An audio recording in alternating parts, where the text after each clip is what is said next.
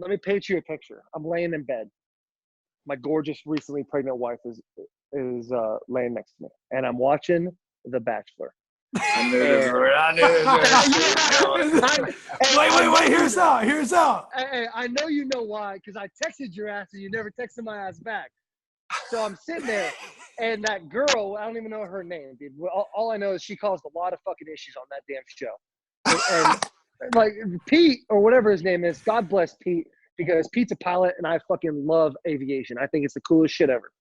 And I'm watching this thing, and I'm like, damn, dude, they're going to – I love roller coasters. And they go to that place in Ohio. What's it called? Cedar Point? Cedar Point. And Pete or whatever, he's like, yeah, we're going to Cedar Point. We're going to rip some roller coasters. I'm like, yeah, this is a great date, dude. This girl doesn't know what the kind of guy she has. And he's like, and I got a little surprise for her. Got a little individual country concert for us. And sure enough, bearded, #1 recent song on there, fucking Chase Rice is about to play, and this girl starts having an absolute mental breakdown, bro, about how like they used to date or something used to go on, and Pete's there having the time of his life, dude, dancing his little ass off, loving it, and she's sitting there, big eye, her eyes are this big right now, just staring you up, and I can't tell if like the producers did this, but it looked like you were giving her that look like, hey, we got your ass. I don't know what happened. Hurry up and ask him the question, Taylor. Hey, I'm gonna get there, Will. We got all this time on this podcast, man. We finally got him. Hey, we got him. I'm like watching an extra on Bachelor right now, like ready for the next episode. So she says you guys used to date. Now I don't know about that. I get on my phone. I'm like, hey, I pull up, Chase, text you. Hey man, like I'm watching The Bachelor. What's the deal with this thing? Day goes by. 2 days go by. 3 weeks go by. Hey, but I also saw that like you got on like People Magazine, and you were like, I don't want to deal with this drama. I don't want to be put in this drama kind of stuff, because that's the type of dude you are. Like you're not trying to be famous for the wrong reasons, which I respect the shit out of. So I showed up. So her and I'm not going to go too into her and I, because that's her business too, and I don't want to throw her under the bus. But we talked for a while. Through the fall. It was, about through the fall, just texting and stuff. She came to a show, hung out. Every time I've hung out with her, she's a cool chick. We had a great time. But yeah, I mean, we weren't dating or anything like that. And I know she's going on the show. So I'm like, oh, that's cool. That'll be fun as hell. You'll probably meet a bunch of friends. Just typical whatever conversation. Go have fun. That's a cool experience. I had a lot of fun on Survivor. It's a once in a lifetime thing. She does it. About a week and a half after she leaves, I get a call from my publicist and my manager saying, hey, we know you really want to go do this pub shows, which is what I was doing at the time. And I was going to do one of He's Not Here, my favorite bar in Chapel Hill. And they said, but the day that this lands on, they want to shoot for you to do The Bachelor. So I'm like, well, that's a no-brainer. We'll get Eyes on You and Lonely If You Are. We'll get them both on there, play them. That's going to be big promotion. Let's go do it.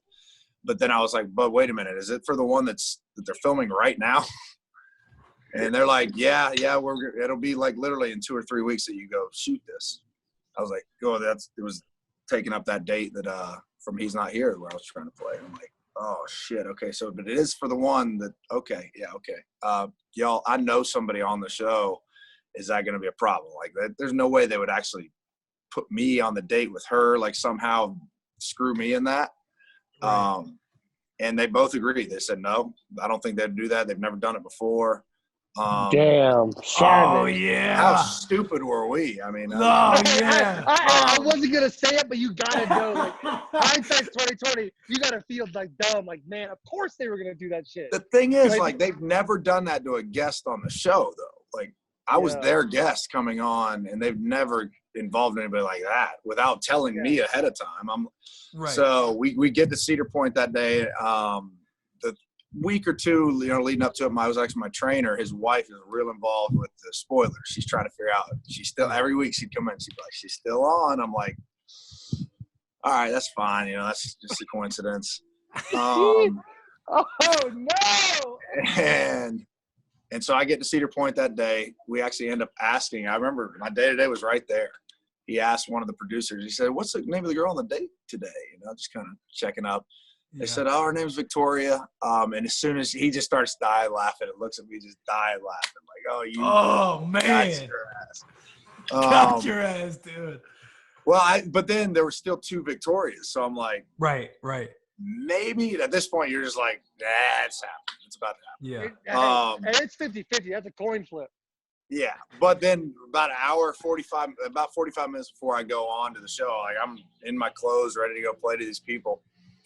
My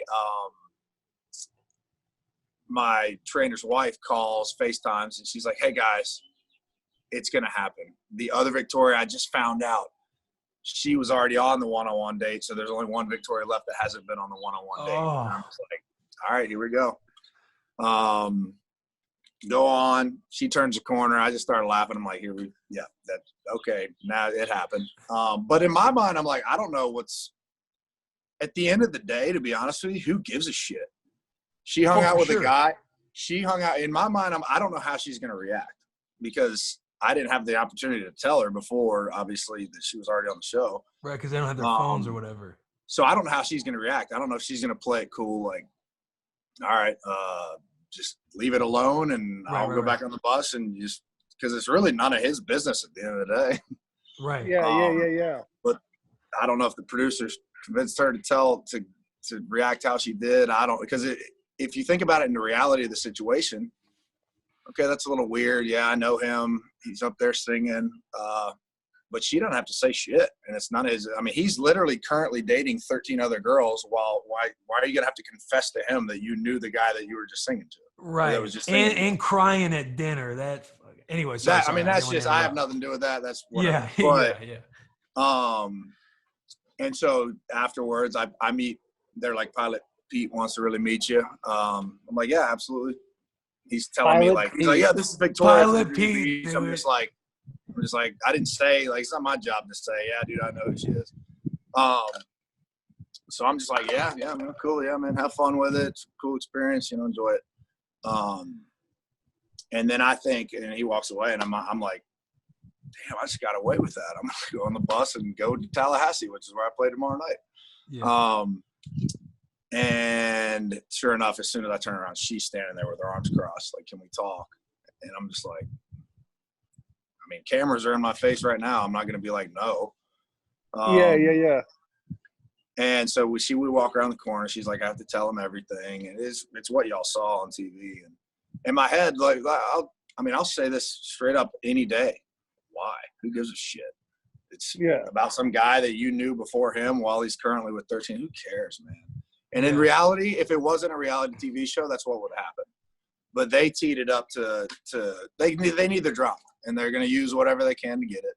No question. But all I knew for my Survivor experience was, I think you guys are getting the truth more than anybody I've ever talked to, by the way. So the worth was weighted. Let's go, boys. Yeah. You're for the boys. Yeah. You're for the fucking boys, bro. For the boys. Where was I?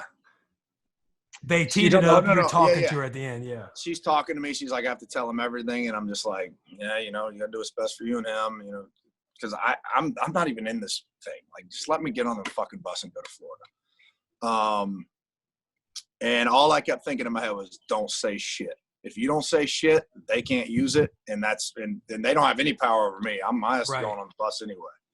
And I knew that from the Survivor days. They try to get you to say certain things, which is, of course, I'm sure they talked her into it. While I'm talking to Pilot Pete, I'm sure they're back there. Hey, you need to go talk to him. It's like, why?